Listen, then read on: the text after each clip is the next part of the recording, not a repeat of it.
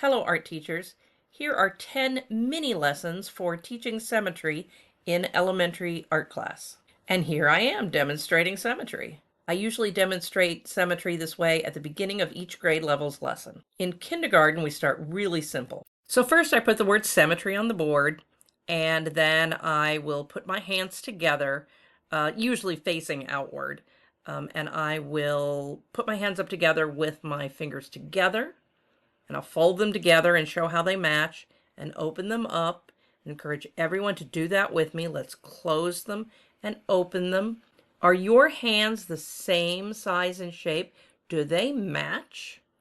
That is called symmetry. When you can fold something in half and it matches, that is symmetry. Then I'll spread the fingers out on one hand and I'll fold those together. Is that matching? No, so that is not symmetry. What about on one hand?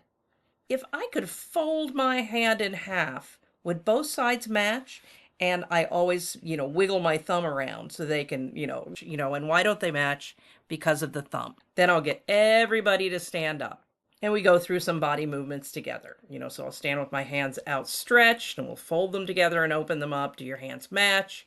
And then I will bend both my elbows at a right angle and I'll put those together. Do they match?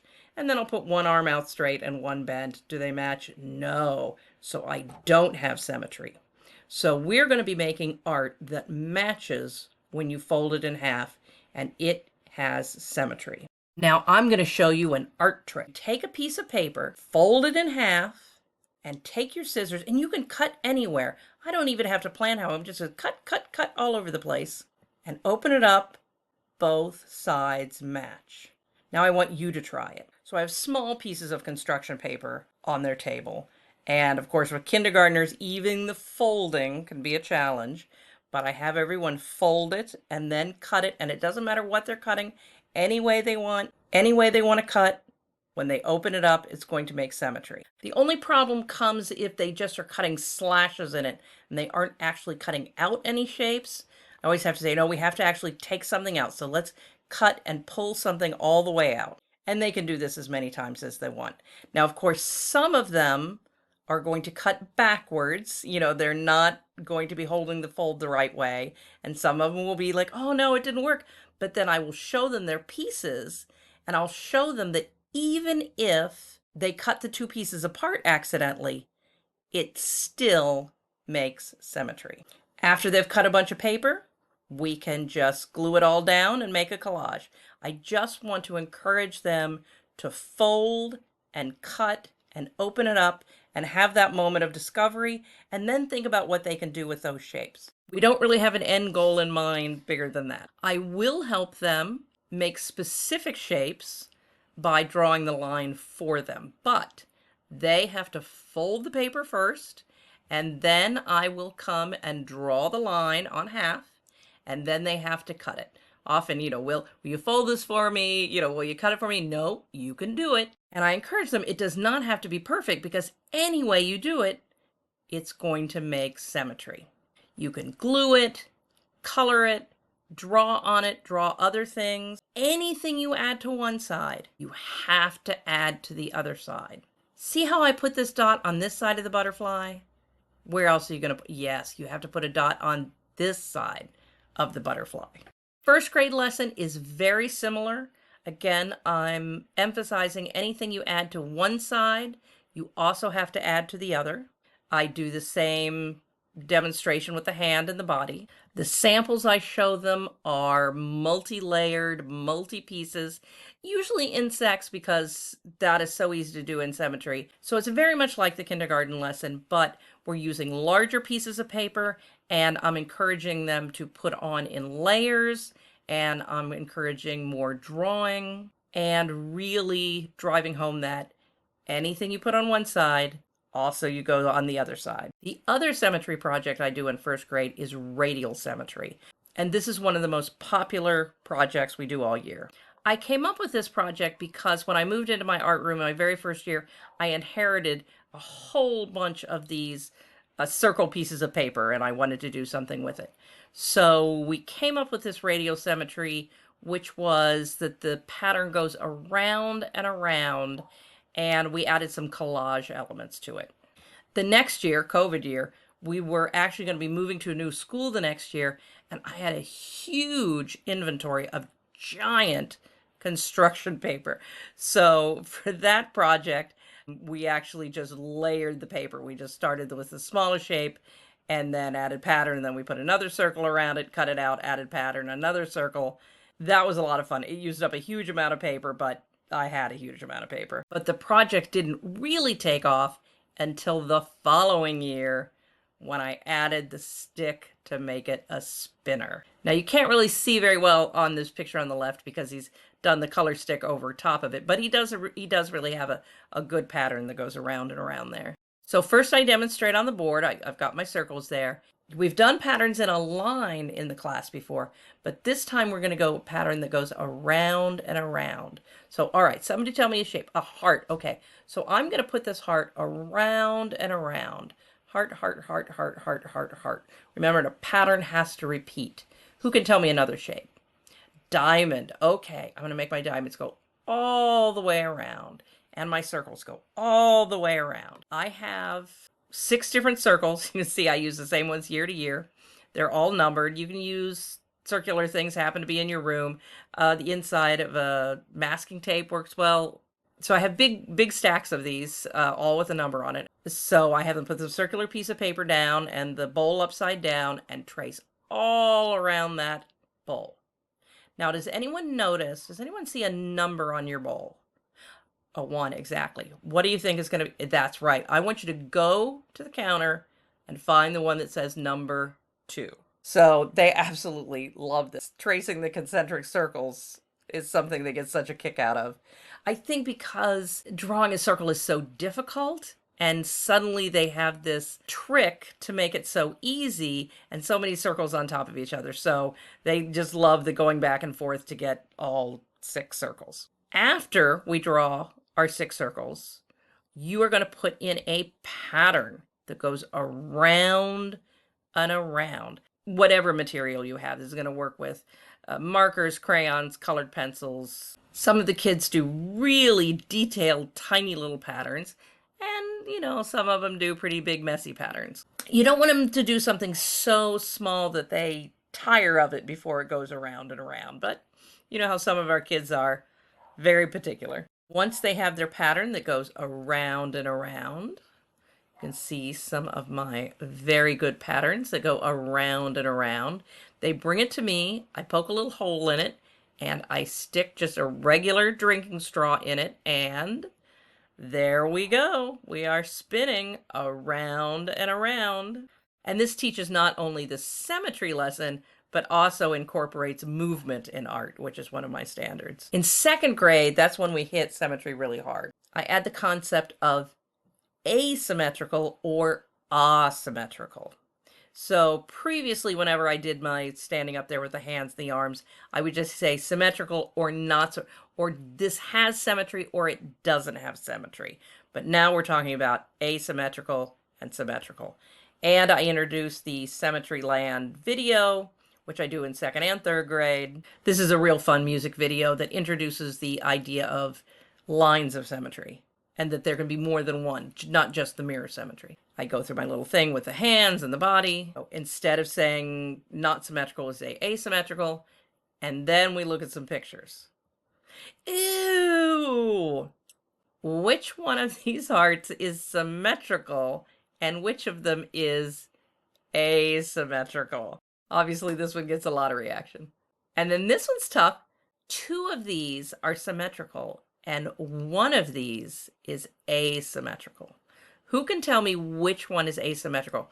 Okay, the knife. Can you tell me why? And I'll have them come up and point to the board, and they will show me that that is where the asymmetrical comes in. Is this symmetrical? This symmetrical? I'm wanting to point out that there is symmetry all around us in the world, both natural things and man-made things. And the kick I get out of this one is they often think that this is the White House, but also, while most people, especially when I put my finger up there and draw that line in the middle, will say, yes, this is symmetrical, you always get some smarty pants who look really close at those shrubs in the front. And they're like, this one isn't right, and that doesn't match. And they're like, good looking. And then we play some games with the whiteboard. I'll demonstrate on the whiteboard up front, and then they have their own whiteboards. So the first thing we're going to do is two-handed. Now this is kind of tricky, so you want to go slow. You can start with your markers together and see if you can draw in opposite directions. So I let them play with this for a while. Some of them want to do the same thing with both hands, sort of in unison, and they have to work on doing that opposite. So I give them a few minutes for this one. The next challenge is with a partner. Again, I'll demonstrate this up on the board with one of the students. So one person has to be the leader and one person has to be the follower. I usually try to get them to start with their markers closer together than this, and then they see if they can draw something that is symmetrical. And of course, this is a really fun challenge, and they do some really great things. And there's lots of laughs with this one. So in that one lesson, I do the demonstration, the video, the two-handed, the partner drawing, and then we finish up with this one, which is the half pictures. And I'm just introducing the idea here because we're going to do more of it next week. What I have is a whole bunch of coloring sheets, about half sheet. So I've got, 2 pictures on each page, so I'm not using up too much paper, but I'm giving everybody a coloring sheet that has been edited in half. And their job is to draw the other half. And they can add whatever they want extra. They can add color, they can add extra lines, but whatever they do on one side, they have to do on the other. And I have so many different ones that everybody gets to pick the ones that really appeal to them. Like the skull really appeals to some, but the skull is really tricky. And the Spider-Man is really hard because it's got all these lines going in all these different directions, but it's also very high interest. So I get a lot of, especially boys, that want to try that Spider-Man. And I purposely have all different difficulty levels. You can see that, beetle in the middle is not difficult at all. I've got a lot of animal faces. And this is really where we're seeing if they grasp the concept or not, because in some cases their drawing skills might not be that great, but you can see that they understand what I'm asking them to do. And in other cases, they might copy and draw the same thing in the same way, not making symmetry, but just making a copy. And you can see that you've missed the mark, that they haven't quite grasped it. But most kids are all on board. The following week, I split the class up. I can take about 6 people at a time at the paint table because I'm supervising this. Everybody else continues to work on their symmetry drawings. And so over the period of the, class and a half they work on that, they might come up with 10 of those. Meanwhile, over at the paint table, we're folding the paper in half, doing the paint blots on one half of the paper, folding it. I usually have a big oversized paper cover on it so they can really rub their hands all over without squeezing the paint all over their hands, and open it up, and there we have our symmetry paint blot. I rotate them around in a normal class with some people working on the drawings and people coming up 6 at a time at the paint table.